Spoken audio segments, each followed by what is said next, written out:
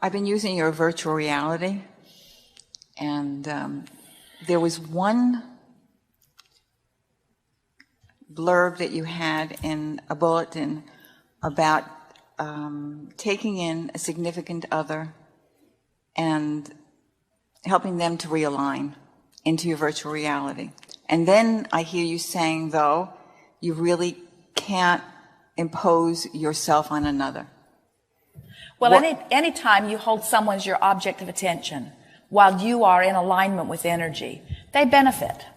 You benefit, they benefit. In other words, you just can't be tapped into the energy of your source and appreciating someone without flooding pure positive energy all over and around them. Now, whether they hook into it or not has everything to do with what they are focused upon, but your power of influence comes from your connection to that source energy. So we always say that you cannot vibrate for another, but your power of influence is about connecting to source and then holding them as your object of attention. Usually when we talked about virtual reality, the game of virtual reality, the purpose of it is to set your vibrational tone apart from something that may be happening in the moment. And the reason that we offered the game is because we saw physical humans who were today offering a vibration based on something that didn't happen today. They were offering a vibration today, sometimes based on something that happened 20 years ago. Sometimes they were offering a vibration today based on something that they don't even remember that happened 20 years ago, but it happened 20 years ago and then they've just thought similar thoughts every day since. So today they're still offering a vibration even though it has nothing to do with who they are and what they now want. So we thought that it would be good to divulge to all of you that the vibration that you're offering is because of whatever you're focused upon. And that the universe responds to it, whether it's something that you are focused upon in your reality or something you're conjuring in your mind. In other words, it does not matter why you offer the vibration, what's causing you to offer the vibration. The fact that you are offering it makes it your point of attraction. So we thought that it might be worthwhile to sort of stimulate some of you to the awareness that you could start conjuring on a regular basis for no good reason other than the only good reason, which is to feel good while you do it, and that you could set the tone of your vibration so that you could be standing in reality in a place of poverty, in a place of broken relationship, in a place of broken body, in a place of confusion. You could be standing with some of that or all of that in your now. And you could ignore now by conjuring a fantasy and getting so good at conjuring it that you feel good when you conjure it and you do it often. And you could shift the vibration of your being from the reality to something quite different, and the universe would respond to you as if you were already there. So that the transfer from a place you don't want to be to a place that you do want to be is as easy as imagining in your mind. Could you do that with finances for me?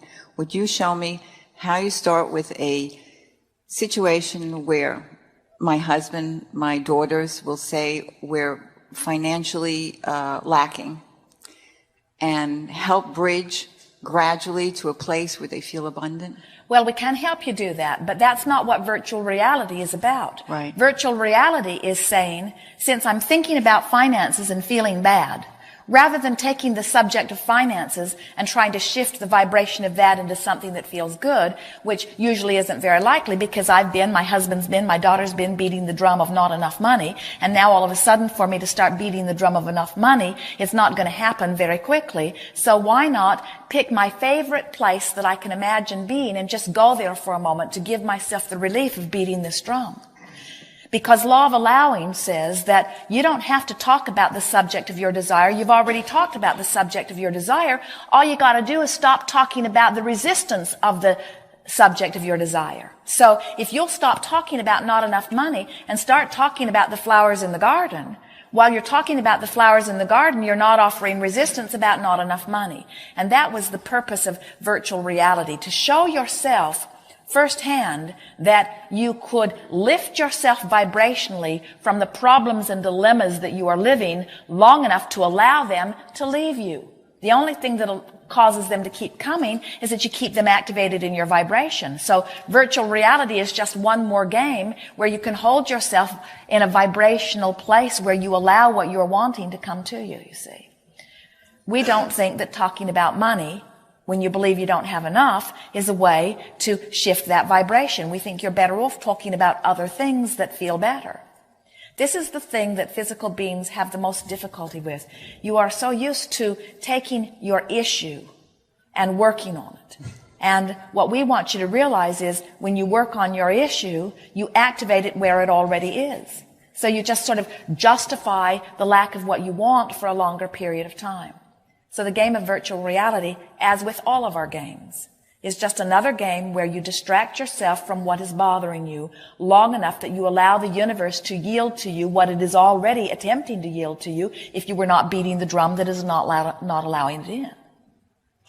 So how would you address someone who's not involved in Abraham work and help them gradually bridge from lack to something, to seeing finances as abundant? Well, the most important thing we would do is we would stop giving them the credit for what's not happening in our life.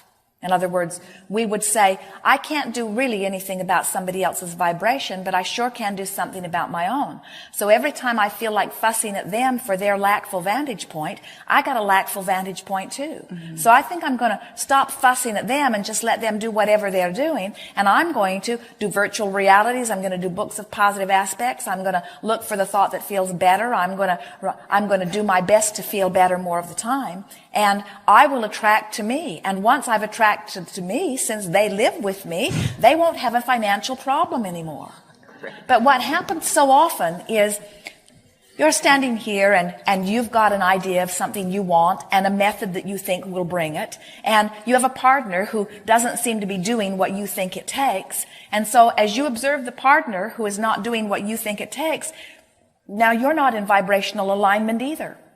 So, and you just blame the other one for what's not happening to you. And that's what we meant earlier when we said, mind your own business. And we really mean mind your own business, even if you're married to them, even if you're sleeping in the same bed, even if they are your children. Mind your own business, which means mind your own vibration. Mind your own vibration. Mothers will say, well, how can I mind my own vibration when I care so much about my children? And what happens to them really matters to me.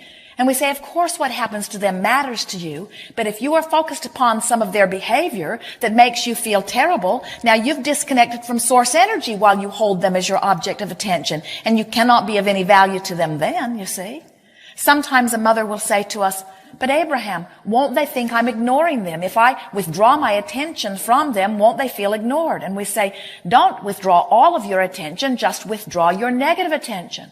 And if you say, but that's all they've got, they only offer me negative things, then we say, withdraw your attention from what you do not want and make the rest up. In other words, you know enough about them, you have a long enough memory, you can find some little piece of something that you hold as your object of attention and feel better.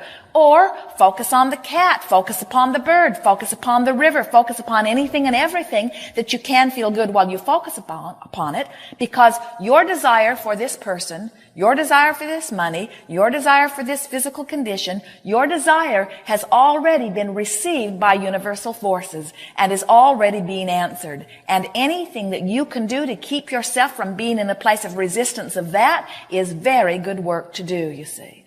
We love it when you discover that you don't have to take some issue and wrestle it to the ground and kill it. We love it when you realize that the wrestling that has already taken place has launched a desire, and that the desire is like a rocket shooting to the boundaries of the universe, and that universal forces have heard it and believe it and agree with it and are working on it. In other words, your work is really done in terms of launching creation, and now your work truly is to relax and allow the well-being to flow. Don't you hear your children saying, just let it alone, just let it alone, or just leave me alone? And what they're saying is, please don't keep dragging me back into this strong feeling energy. In other words, just leave me alone, because they naturally know that if they were not being buffeted by this stream of consciousness from worried adults, that they would be in a much better place, you see. It's not the easiest thing for us to, all in one seminar or one sentence, jolt you back into your awareness that well-being is the order of this universe. But we say it every chance we get because well-being is the order of this universe. And unless you are doing something to mess it up by worrying about something, well-being will be the balance of your life experience. And everyone that you know will benefit by their association with you, whether they are looking at your beautiful art or whether they are sensing your joyful being. You just sort of spread it everywhere you go. Esther saw Jana during segment of refreshment. She has not seen her or talked to her, and she said to Jerry, she's like fresh air. She's just like fresh air. Just standing next to her is just like fresh air. She just feels good to know. She just feels good to be around. She just feels good, you see. Esther wanted to suck it up. Suck it right out of her. Pure positive energy. Yes. So my sense is being here in your vibration is an uplifting and is an experience that brings us to that place of connection again. Often it is. Often it is. It's everywhere. The opportunity to connect with who you are is everywhere. And once the desire within you is there to connect, you'll find endless reasons to do it. Endless. Yes. Thank you. Yes, indeed. Yes, indeed.